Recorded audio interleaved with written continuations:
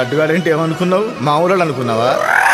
ఏ సూడా సక్కని వాడు కోడెక్కి తూకనోడు, కత్తి లాంటి పోరీలను కన్నెత్తి చూడనోడు, డీపీలే మార్చనోడు, పీపీనే పెంచుకోడు, యమా ఫ్రెష్ పీసు మావోడు.